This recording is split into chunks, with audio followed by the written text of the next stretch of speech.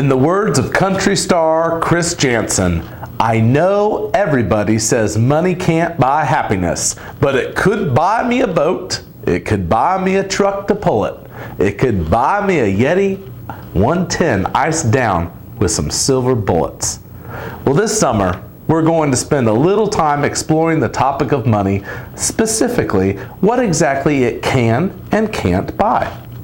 Of course, like Chris says, it's common knowledge that money can buy plenty of things, and the conventional wisdom is that money can't buy happiness. But it might not be that simple. Whether it's a boat, a sports car, an exotic trip, or simply maybe a pool in your backyard, this is the time of year when many of you are enjoying the fruits of your labor and being reminded of what money can buy as you enjoy this beautiful summer. Personally, I've had the privilege of spending money on cold air conditioning via repairs to my air conditioning unit. A couple of recent studies have actually indicated that money can bring increased happiness. However, it's not as simply a matter of more money, meaning more happier people. One study from a couple years ago, for example, found that up to the point of covering basic life needs, money did make people happier. But beyond that, money had little correlation with happiness. A study released in April found that money can buy happiness, provided that the person is spending money in line with his or her values and personality type. Experiences over material possessions also tend to make people happier. Keeping up with all that stuff that people buy after their basic needs are met often ends up just creating more stress. The boat breaks, the muffler falls off the sports car, the second home has that leaky roof, and the Learjet doesn't pass inspection. I know.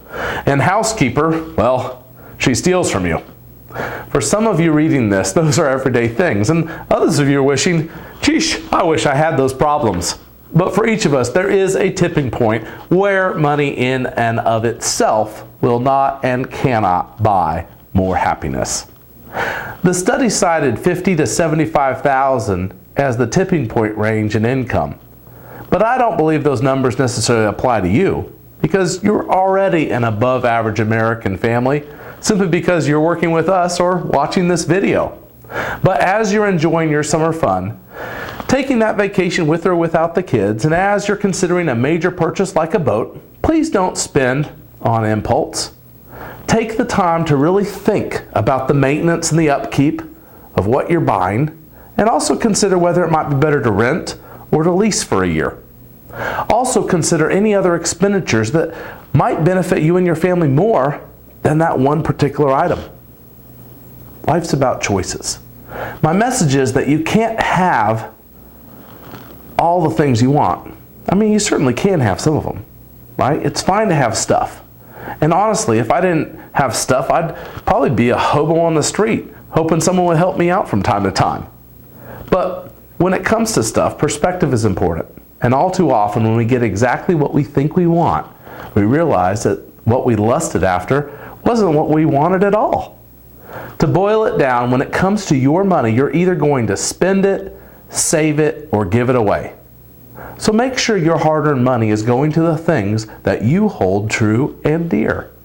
If we can help you along this road of self-discovery, let us know. And if you do have a boat, well, I for one would love to be your friend for the summer.